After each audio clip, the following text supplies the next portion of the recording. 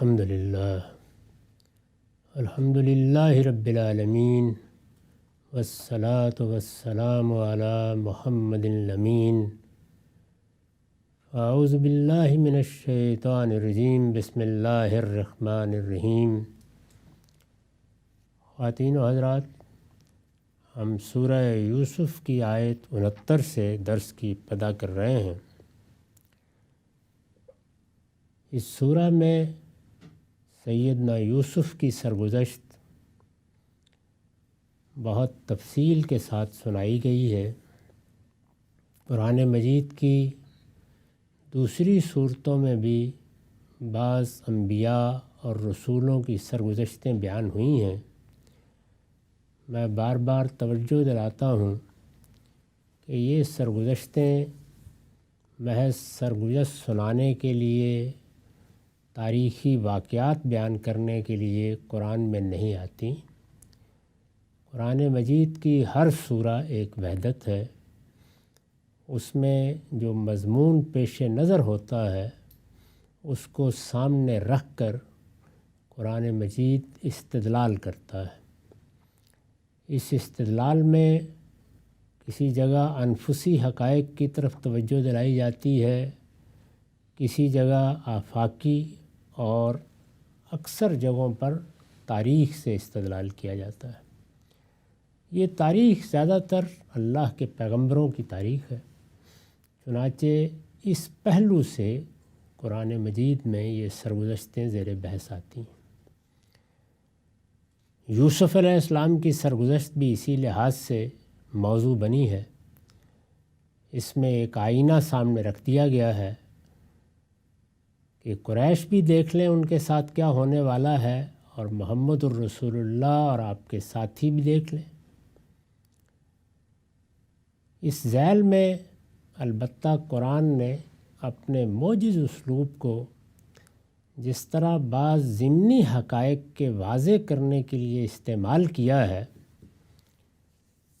وہ بہت غیر معمولی ہے، اور بعض ایسے حقائق اس سورہ میں سامنے آتے ہیں جو زندگی کے احوال، اس کے متعلقات، انسان پر گزرنے والی بعض کیفیات کی حقیقت کھول دیتے ہیں۔ ان سب چیزوں پر توجہ بھی رکھنی چاہیے اور ان کو دیکھنا بھی چاہیے، ورنہ اصل مدعا کے لحاظ سے تو یہ بشارت کی سورہ ہے، اور اس میں یہ بتایا گیا ہے کہ اس وقت اگرچہ مسلمانوں کے، رسول اللہ صلی اللہ علیہ وسلم کے حالات بہت نازک ہیں، یہ لوگ آخری درجے میں ستانے پر اترے ہوئے ہیں، ان کا حسد، ان کا کینہ، ان کا بغض اب لوگوں کی جان کے درپے ہو رہا ہے، لیکن اللہ اپنے قانون کے مطابق جس انجام تک معاملات کو لے جانا چاہتا ہے اس کی تصویر دیکھنا چاہو تو یوسف کی سرگزشت میں دیکھ لو۔ ہم اس سورہ میں یہاں پہنچ گئے تھے کہ یعقوب علیہ السلام نے ان کو ایک نصیحت کی، ان سے کہا کہ اس طرح وہاں جانا اور داخل ہونا۔ چنانچہ وہ اسی طریقے سے اپنے جلیل القدر باپ کی نصیحت پر عمل کرتے ہوئے آئے، شہر کے الگ الگ دروازوں سے داخل ہوئے۔ اس پر بھی تبصرہ کر کے بتا دیا گیا کہ تدبیر اور تقدیر میں کیا باہمی ربط ہے، اور ایک بندہ مومن کو کس طرح ان دونوں چیزوں کو ساتھ لے کے چلنا ہوتا ہے۔ اس کے بعد قصہ آگے بڑھتا ہے۔ فرمایا وَلَمَّا دَخَلُوا عَلَىٰ يُوسُفَ آوَىٰ إِلَيْهِ أَخَاهُ، اور یہ لوگ جب یوسف کے حضور پہنچے، یعنی باپ سے اجازت لی، وہاں سے چلے اور اب یوسف کے پاس آ گئے۔ غلہ لینے کے لیے بار بار یہ سفر کرنا پڑتے تھے، برسوں کے لیے قحط پڑ چکا تھا۔ یہ پیچھے بیان ہوا ہے کہ یوسف علیہ السلام نے تقاضا کیا تھا کہ تم نے چونکہ بھائی کے نام پر بھی مجھ سے غلہ لیا ہے تو اب تم بھائی کو لے کر آؤ گے، اس کے بغیر تم غلے کے لیے مصر نہیں آ سکتے۔ اسی ذیل میں ان کو اجازت لینا پڑی باپ سے، چنانچہ بھائی کو ساتھ لے کر وہ مصر آئے۔ اور یہ لوگ جب یوسف کے حضور پہنچے تو اس نے اپنے بھائی کو خاص اپنے پاس جگہ دی، یعنی موقع دیکھ کر انہوں نے بھائی کے ساتھ ملاقات کی صورت پیدا کر لی۔ پھر ظاہر ہے کہ کوئی تنہائی کا وقت بھی میسر آ گیا ہوگا، تو قال انی انا اخوک فلا تبتئس بما کانوا یعملون، اس نے اسے بتایا کہ میں تمہارا بھائی یوسف ہوں۔ وہ بھی معلوم ہوتا ہے کہ پہچان نہیں سکا۔ علیحدگی میں انہوں نے یہ بتا دیا کہ میں وہی یوسف ہوں جس کو ان لوگوں نے کنویں میں پھینک دیا تھا، اور میں نے ہی تمہیں بلایا ہے۔ اور یہ لوگ جب یوسف کے حضور پہنچے تو اس نے اپنے بھائی کو خاص اپنے پاس جگہ دی۔ پھر تنہائی کے کسی وقت میں اس نے اسے بتایا کہ میں تمہارا بھائی یوسف ہوں۔ سو جو کچھ یہ کرتے رہے ہیں فلا تبتئس بما کانوا یعملون، اب اس کا غم نہ کرو۔ یہ ظاہر ہے کہ ایک لمبے عرصے کی جدائی کے بعد تسلی بھی ہے۔ بھائی بھی جن حالات سے گزر رہا ہوگا، اس لیے کہ ایک مخاصمت تو اس بھائی سے بھی تھی، اس پر اس کو اطمینان بھی دلایا ہے۔ چنانچہ میں نے لکھا ہے، مطلب یہ ہے کہ تمہارے آزردہ خاطر رہنے کے دن ختم ہوئے، خدا کی مدد شامل حال رہی، تو اب راحت ہی راحت ہے، اس لیے غم نہ کرو، یہ اب تمہیں کوئی نقصان نہ پہنچا سکیں گے۔ جیسے تسلی دی جاتی ہے انہوں نے تسلی دی۔ خیر، قرآن مجید نے اپنے طریقے سے یہاں پھر داستان کا کچھ حصہ حذف کر دیا ہے اور فرمایا ہے کہ فلما جخذہم بجہازہم، پھر ان کی واپسی کے وقت، یعنی وہاں ٹھہرے، انہوں نے غلہ خریدا، ہو سکتا ہے کہ کچھ سیر تفریح بھی کی ہو، مصر میں بازاروں میں بھی گئے ہوں، لیکن وہ مدعا سے متعلق نہیں ہے، تو ان مصروفیات یا جو وقت انہوں نے گزارا اس پر قرآن نے کوئی تبصرہ نہیں کیا، بلکہ بات آگے بڑھائی اور یہ کہا کہ پھر واپسی کا وقت آ گیا۔ پھر ان کی واپسی کے وقت جب ان کا سامان تیار کرایا، فلما جخذہم بجہازہم جعل السقایۃ فی رحل اخی، جب ان کا سامان تیار کرایا تو اپنا پیالہ اپنے بھائی کے سامان میں رکھ دیا۔ ظاہر راہ محبت، جس طریقے سے ہم بھی بعض اوقات اپنے عزیزوں کو رخصت کرتے وقت کچھ چیزیں دیتے ہیں اور بعض اوقات خاموشی سے بھی اس طرح کے کام کرتے ہیں۔ اس پر حاشیہ ہے، یوسف علیہ السلام نے جس طرح پچھلی ملاقات کے موقع پر اپنے بھائیوں کا دیا ہوا مال ان کے کجاووں میں رکھوا لیا تھا، یعنی اس سے پیچھے ہم پڑھ چکے ہیں کہ جب وہ غلہ لے کے جانے لگے تو یوسف علیہ السلام نے اپنے خدام سے کہا کہ جو رقم انہوں نے ادا کی ہے یا جو معاوضے میں دیا ہے اس زمانے کے حالات کے لحاظ سے، وہ واپس انہی کے کجاووں میں رکھ دو۔ اس پر جیسے وہ خوش ہوئے، جس طرح انہوں نے جا کے بیان کیا وہ ہم دیکھ چکے ہیں۔ تو جس طرح انہوں نے پچھلی ملاقات کے موقع پر اپنے بھائیوں کا دیا ہوا مال ان کے کجاووں میں رکھوا دیا تھا، اسی طرح یہ پیالہ بھی بنیامین کو کچھ بتائے بغیر اس کے سامان میں رکھ دیا۔ اس وقت بھی یہی کیا گیا تھا کہ بتایا نہیں گیا۔ ظاہر ہے کہ ان کے اہتمام میں ان کے خدام یہ سب کام کر رہے تھے، تو انہوں نے اپنا پیالہ، یعنی جس میں پانی پیا جاتا تھا یا اور مشروبات پیے جاتے تھے، وہ بنیامین کو کچھ بتایا نہیں اور سامان میں رکھوا دیا، تاکہ واپس جا کر اپنا سامان کھولے تو ان کا یہ تحفہ پا کر خود بھی مسرور ہو اور بھائی کے اختیار و اقتدار کی یہ نشانی اپنے باپ کو بھی دکھائے۔ یعنی وہاں مقصد یہ تھا کہ وہ بہت خوش ہوں جا کر اور واپس آئیں، یہاں یہ تھا کہ جب اچانک یہ چیز ہوگی تو والد کے لیے بھی بڑی مسرت، ایک نشانی چلی گئی ہے یوسف کی براہ راست، اور بھائی بھی خوش ہوں گے، بتایا نہیں انہوں نے ان کو۔ فلما جہزہم بجہازہم جعل السقایۃ فی رحل اخیہ، یہاں ذہن میں رکھیے کہ قرآن مجید نے یہ سقایا کا ذکر کیا ہے، یعنی پینے کا پیالہ۔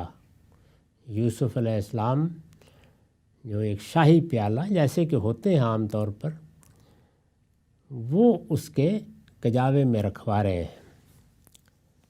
ثم اذن مؤذن ایتہ العیر انکم لسارقون، اس کے بعد خدا کی قدرت سے ایسا ہوا، یعنی ادھر سامان تیار ہو گیا، انہوں نے از راہ محبت اپنا پیالہ اس کے سامان میں رکھوا دیا، عربی زبان میں اس کو سقایا کہا ہے۔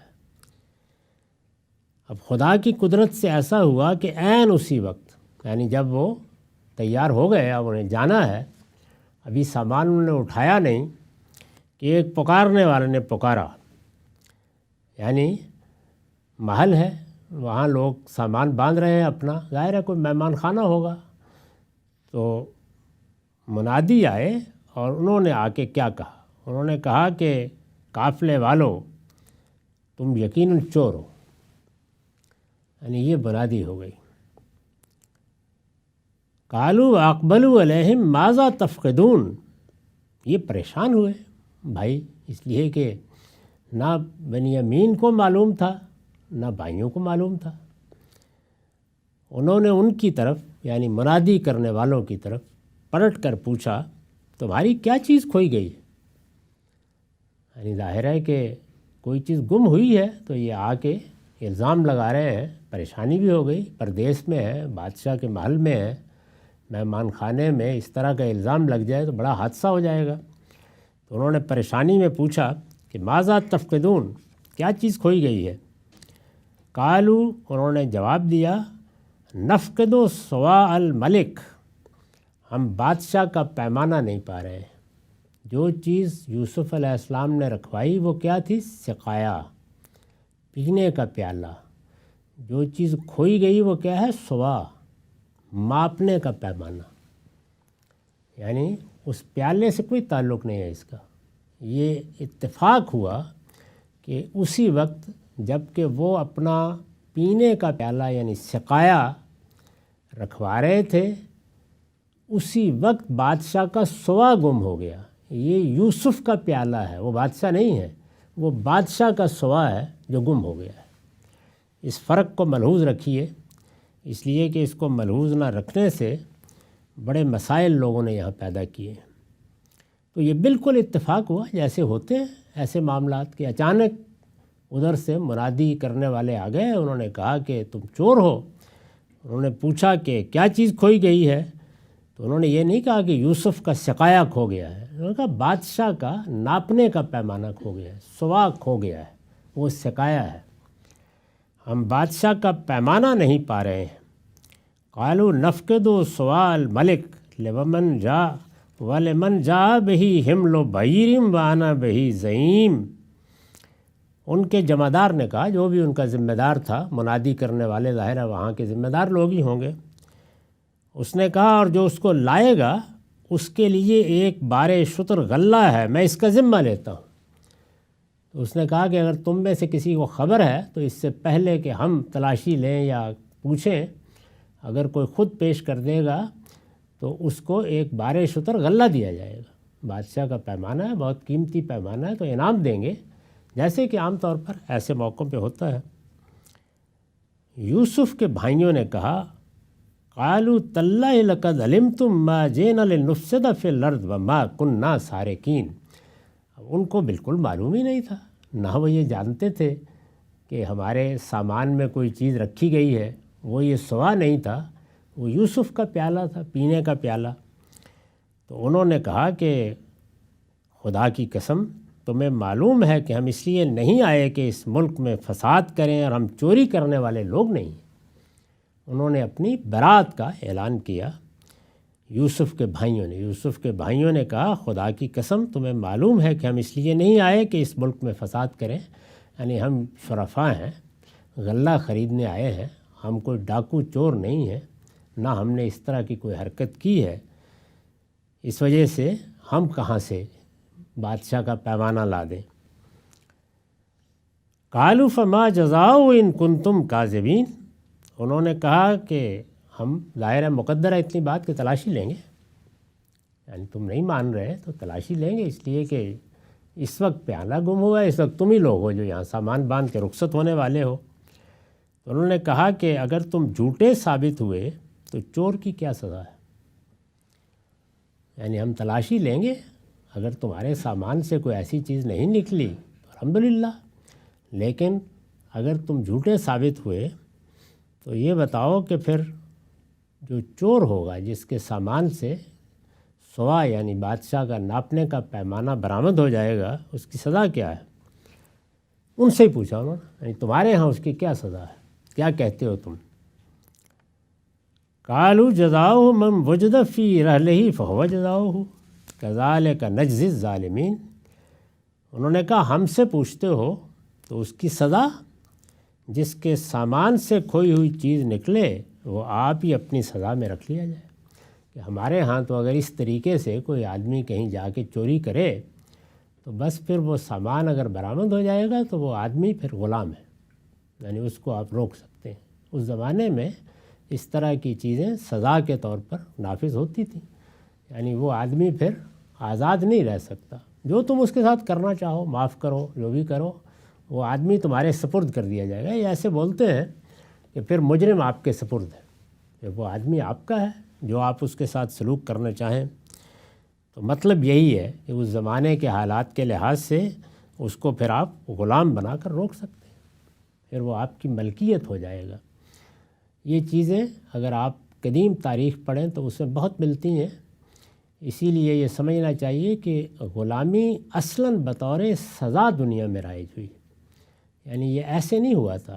جس غلامی کی ہم امریکہ وغیرہ میں تاریخ پڑھتے ہیں یہ تو بالکل اور چیز ہے، ایک بدترین ظلم جو انسانوں پر ہوا۔ قدیم زمانے میں غلامی جارحیت کی سزا کے طور پر جاری ہوئی، یا اس طرح کے جرائم کہ اگر کسی نے ایسا جرم کیا ہے تو بعض اوقات یہ ہوتا تھا کہ اچھی بات ہے، اب کوڑے کیا مارنے اور ہاتھ کیا کاٹنا ہے، بس ٹھیک ہے تو ہمارے پاس رہو، اب تم غلام ہو۔ تو یہ بہت پرانے آپ کو زمانے میں یہ چیز ملتی ہے، تو میں نے اس پر اسی لیے لکھا ہے، یعنی غلام بنا کر روک لیا جائے۔ انہوں نے کہا کہ یہ سزا ہے ہمارے ہاں، اگر ایسا ظاہر ہے کہ وہ مطمئن ہے، ان کو تو ادنیٰ درجے میں بھی گمان نہیں ہے کہ ہم کوئی چور ثابت ہوں گے، تو انہوں نے یہ بات کہہ دی۔ انہوں نے کہا اس طرح کے ظالموں کو ہم یہی سزا دیا کرتے ہیں۔ یہ کون لوگ ہیں؟ یہ یعقوب علیہ السلام کے بیٹے ہیں۔ اس لیے یہ سوال پیدا ہوتا ہے کہ یہ جو انہوں نے بیان کیا کہ یہ سزا ہمارے ہاں رائج ہے، تو اس کی بنیاد کیا ہے؟ میں نے اس کی وضاحت میں حاشیہ لکھا ہے، یہ ان کے علاقے کا کوئی رواج بھی ہو سکتا ہے۔ ظاہر آپ جس علاقے میں رہتے ہیں وہاں پر اس وقت کیا رواج چل رہا ہے، عام طور پر کسی گاؤں میں، دیہات میں، یہ آج کی دنیا نہیں ہے، اس میں تو بعض اوقات ایک جگہ کے رواج دوسرے لوگوں کے لیے بالکل اجنبی ہوتے تھے، پتہ ہی نہیں ہوتا تھا وہاں کیا ہوتا ہے کیا نہیں ہوتا۔ ابھی بھی ہمارے قبائلی علاقوں میں ایسی بہت سی روایات اس 21ویں صدی میں رہی ہیں۔ میں نے بعض قبائلی لوگوں کے ساتھ جب میل ملاقات ہوئی تو پوچھا تو ان کے ہاں بہت سے قوانین تھے، جب وہ ہمارے ہائی کورٹ اور سپریم کورٹ کے تحت نہیں آئے تھے، جو بس انہی کے قوانین تھے، اور وہ وہاں رہتے تھے، نافذ بھی ہوتے تھے، ان کی جرگیں، ان کی پنچایتیں فیصلے بھی کرتی رہتی تھیں، لیکن ایک ہی ملک میں یہ دو قانون چل رہے تھے۔ یہ تو ابھی چند برس کی بات ہے کہ ان کو باقاعدہ طریقے سے ہمارے قانون کے تحت لایا گیا ہے۔ تو یہ ان کے علاقے کا کوئی رواج بھی ہو سکتا ہے، اور اس وقت یہ رواج جو عرف ہے اسی کی بنیاد پر مجرموں سے بھی معاملات کیے جاتے تھے، اس لیے کہ مجرم تو جہاں ہوں گے کوئی نہ کوئی معاملہ ان کے ساتھ کیا جائے گا، کوئی باقاعدہ حکومت کرے، کوئی شیخ قبیلہ کرے، یا کوئی اور اس طرح کا طریقہ ہو۔ ضروری نہیں ہے کہ اسے دین ابراہیمی کا حکم سمجھا جائے، یعنی اگر کسی کو یہ خیال ہوتا ہے کہ یہ حضرت یعقوب کا علاقہ ہے تو اس غلط فہمی کو دور کر لینا چاہیے، یہ اس علاقے ہی کی کوئی سزا ہو سکتی ہے۔ اس کی وجہ کیا ہے؟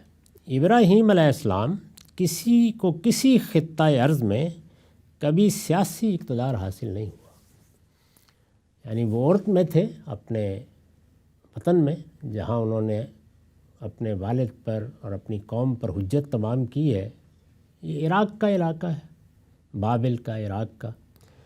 وہاں پر بھی کوئی حکومت ان کو حاصل نہیں ہوئی، بلکہ ان کی قوم پر جس طرح کے سورہ توبہ میں صراحت ہے، عذاب آ گیا، اور پھر اس کے بعد وہاں سے نکل آئے۔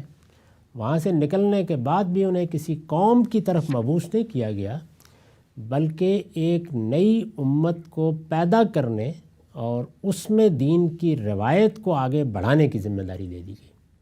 یہ بڑی مختلف اور بڑی منفرد ذمہ داری ہے۔ عام طور پر پیغمبر قوموں کی طرف مبعوث ہوتے ہیں، وہ جب اپنی قوم سے فارغ ہو گئے تو ان کو ایک دوسری ذمہ داری دی گئی۔ اس کے تحت انہوں نے اپنی اولاد کے ایک حصے کو کنعان میں، جو اب فلسطین کہلاتا ہے، آباد کیا، دوسرے حصے کو یا دوسری شاخ کو انہوں نے جزیرہ نما عرب میں آباد کیا، اور وہاں پہ اللہ کے حرم کی تعمیر نو کی، اور اس طرح سے گویا ایک نئی روایت کی ابتدا کی، جس کے ذریعے سے دنیا میں حج کا اعلان کیا گیا، جو سب سے بڑی عبادت ہے، اس لیے کہ عبادات میں پرستش، اطاعت، اور اس کے بعد آخری چیز اپنے آپ کو خدا کی نظر کر دینا ہے، اور حج نظر ہی کی تمثیل ہے۔ لیکن ان کو کسی خطہ ارض میں نہ پہلے نہ بعد میں، یعنی دوسرے حصے میں بھی جب وہ اپنی قوم سے نکل آئے، اور پہلے حصے میں بھی کبھی اقتدار حاصل نہیں ہوا۔ اس لیے یہ ماننا قرین قیاس نہیں ہے کہ انہیں جو شریعت دی گئی تھی اس میں جرم و سزا سے متعلق بھی احکام موجود تھے۔ اللہ تعالیٰ کا یہ طریقہ نہیں ہے کہ وہ حالات سے متعلق ہوئے بغیر شریعت کے احکام دے دے۔ یعنی شریعت کے ایک احکام وہ ہیں جو ہماری انفرادی زندگی سے متعلق ہے، نماز پڑھنی ہے، روزہ رکھنا ہے، یا اور اس طرح کی عبادات ہیں۔ طہارت کے آداب ہیں جو ہمارے دین میں ایک اہمیت کی چیز ہے۔ اسی طرح سے نکاح، طلاق، یہ بھی شخصی معاملات ہیں، اس کی ابتدا بھی ہر جگہ ہو جائے گی، اس کے لیے کسی حکومت یا کسی نظم اجتماعی کی ضرورت نہیں ہے۔ تو یہ سب چیزیں جن کو میں نے سنت کے عنوان سے بیان کیا ہے اپنی کتاب میزان میں، یہ تو آدم علیہ السلام کے زمانے سے جاری کر دی گئی۔ ان میں بہت کم کوئی تبدیلی، تغیر کی ضرورت ہوئی ہے۔ اصل میں یہی وہ سارا دین ہے جس کو قرآن اس طرح بیان کرتا ہے کہ ہم نے یہی دین اس سے پہلے سب پیغمبروں کو دیا تھا، اور آپ کو بھی یہی ذمہ داری دی ہے کہ فَبِہُدَاهُمْ اقتدوا، آپ انہی کی اس ہدایت کی پیروی کریں۔